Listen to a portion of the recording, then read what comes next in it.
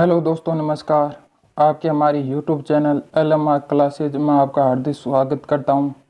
दोस्तों, आज हम कक्षा 12 के भूगोल विषय के अंतर्गत प्रत्येक पाठ के अंतर्गत कुछ महत्वपूर्ण प्रश्नों की बात करेंगे जो परीक्षा की दृष्टि से महत्वपूर्ण बनते हैं। इसलिए मैंने कुछ महत्वपूर्ण प्रश्नों की PDF तैयार की है जो आपके लिए काफ़ी परीक्षा में काफ़ी सफल साबित होगी। अगर मेरा वीडियो आपको अच्छा लगे तो अपने दोस्तों को शेयर करना। चलिए दोस्तों, शुरुआत करते हैं। दोस्तों, प्रथम पाठ का नाम है मानव भूगोल, प्रगति और विषय क्षेत्र। दोस्तों, इस पाठ के अंतर्गत कुल मैंने 4 प्रश्न बनाए हैं, वे आपको याद रखने हैं। पहला प्रश्न है, रेट जेल की पुस्तक का नाम लिखो। दोस्तों, इस वैज्ञानिक के द्वारा जो पुस्तक लिखी गई थी उसका नाम लिखना है। अगला क्वेश्चन है, नवनीतिवाद की विचारधारा क्या है। इसकी विचारधारा क्या है नवनीतिवाद की, ये प्रश्न आपको याद करना है। भौतिक भूगोल और मानव भूगोल में अंतर लिखो, यह प्रश्न दोस्तों आपको याद करना है।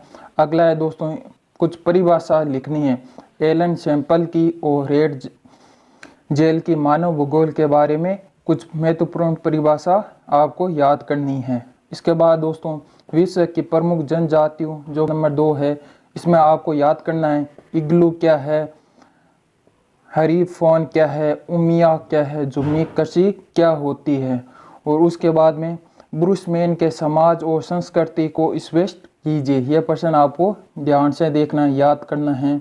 उसके बाद दोस्तों, आपको पार्ट नंबर 3 की बात करते हैं जिसका नाम है जनसंख्या वितरण, घनत्व और वृद्धि। इसके अंदर दोस्तों आपको जनसंख्या वितरण क्या है, जनसंख्या घनत्व क्या है, इसके बारे में आपको जानकारी होनी चाहिए। उसके बाद में एशियाई जनसमूह की विशेषताएं लिखनी है। यह दोस्तों प्रश्न आपको याद करने हैं। उसके बाद में दोस्तों पार्ट नंबर 4 की बात करें जिसका नाम है विश्व जनसंख्या व संरचना। इसके अंतर्गत दोस्तों आपको जनसंख्या संरचना या संगठन कह सकते हैं, इसका क्या तात्पर्य है, ये प्रश्न आपको देखना है। उसके बाद साक्षरता दर किसे कहते हैं, यह अति लघुत्मक के अंदर आपको यह प्रश्न पूछा जा सकता है, साक्षरता दर किसे कहते हैं। इसके बाद में दोस्तों पार्ट नंबर 5 की बात करते हैं जिसका नाम है जनसंख्या प्रवास एवं मानव विकास। इसके अंतर्गत दोस्तों उत्प्रवास किसे कहते हैं और मानव विकास के स्तंभ बताइए। ये 2 प्रश्न आपको याद करने हैं। इसके बाद में दोस्तों पार्ट नंबर 6 की बात करें विश्व मानव अधिवास। इसके अंतर्गत दोस्तों आपको मानव अधिवास और ग्रामीण अधिवास में अंतर स्पष्ट कीजिए। और महानगर और नगर की दोस्तों आप परिभाषा याद कर सकते हैं। आपको ये प्रश्न ऐसे पूछ सकते हैं, महानगर किसे कहते हैं, नगर किसे कहते हैं, या आप ऐसे याद कर सकते हैं महानगर और नगर में अंतर स्पष्ट कीजिए। यह प्रश्न आप याद कर सकते हैं। उसके बाद में दोस्तों पार्ट नंबर 7 की बात करें जिसका नाम है मानव व्यवसाय और उसके प्रमुख प्रकार।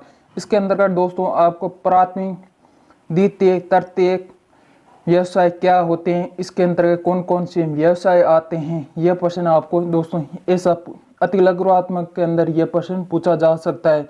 उसके बाद दोस्तों आपको ऋतु प्रवास क्या है, यह प्रश्न याद करना है। उसके बाद में दोस्तों पार्ट नंबर 8 की बात करें जिसका नाम है प्राथमिक व्यवसाय। इसके अंतर्गत दोस्तों आपको फजेंडा क्या है, ट्रक कृषि क्या होती है, यह प्रश्न आपको ध्यान से देखना है। उसके बाद बागायती कृषि की विशेषताएं लिखनी है और स्थानांतरित कृषि से क्या तात्पर्य है, क्या आशय है, इसकी परिभाषा आपको याद करनी है।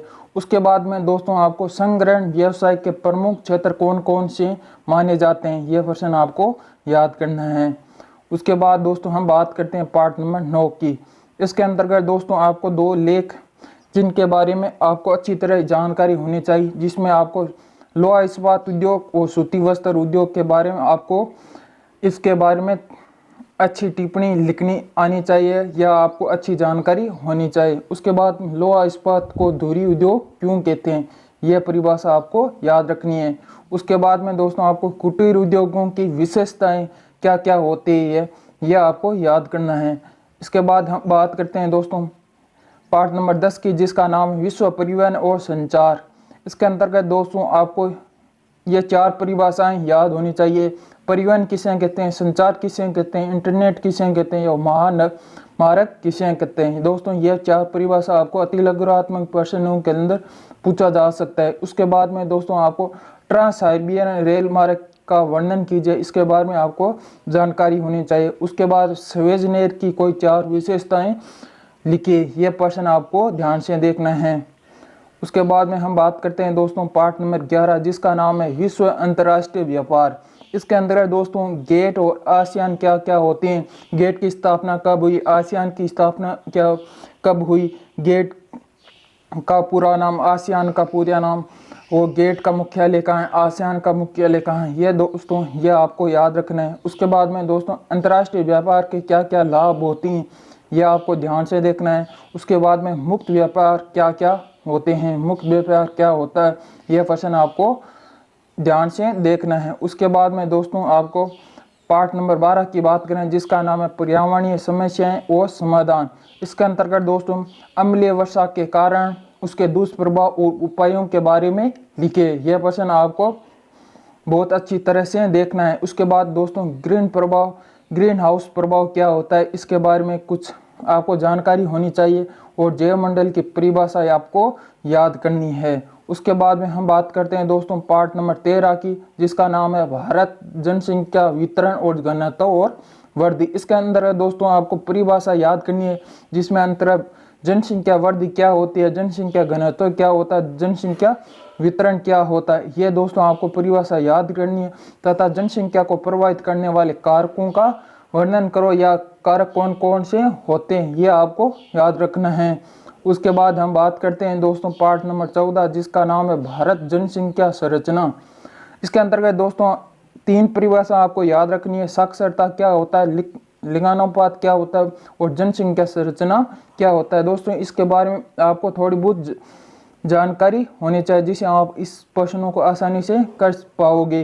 इसके बाद में दोस्तों हम बात करते हैं पार्ट नंबर 15 की, जिसका नाम है संसाधनों का वर्गीकरण, संरक्षण और पोषीय विकास। इसके अंतर्गत दोस्तों आपको संसाधन किसे कहते हैं, यह त्रिलघुरात्मक के अंदर आपको 1 नंबर के अंदर ये प्रश्न पूछा जा सकता है। उसके बाद में जैविक और जैविक संसाधनों में अंतर स्पष्ट कीजिए, नवीनीकरण और अनवीनीकरण संसाधनों के बारे में दोस्तों इसमें के अंदर आपको लघुरात्मक प्रश्न के अंदर यह प्रश्न पूछा जा सकता है, इसलिए आप इनको ध्यान से देख लेना एक बार।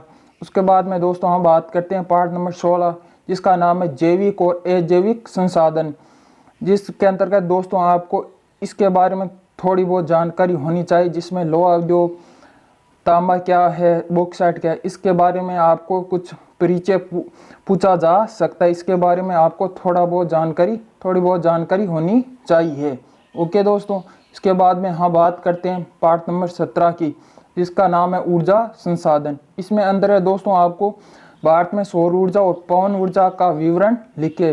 दोस्तों ये जो कि गैर परंपरागत ऊर्जा स्रोतों के अंतर्गत आते हैं, ये प्रश्न आपको याद कर लेना है। इसके बाद में ये पहला प्रश्न आपको आसानी से याद हो जाएगा, इसलिए आपको गैर परंपरागत ऊर्जा स्रोतों के बारे में सभी के बारे में थोड़ी थोड़ी जानकारी होनी चाहिए, जिसे आपको अगर लघुरात्मक प्रश्न पूछे तो भी आप आसानी से जवाब दे सकते हैं, और निबंधात्मक प्रश्न पूछे तो आप आसानी से इसका उत्तर लिख सकते हैं। उसके बाद में दोस्तों बात करते हैं पार्ट नंबर 18 की, जिसका नाम है कृषि। इसके अंदर भारतीय कृषि की 4 विशेषताएं लिखिए, ये प्रश्न आपको ध्यान से देखना है।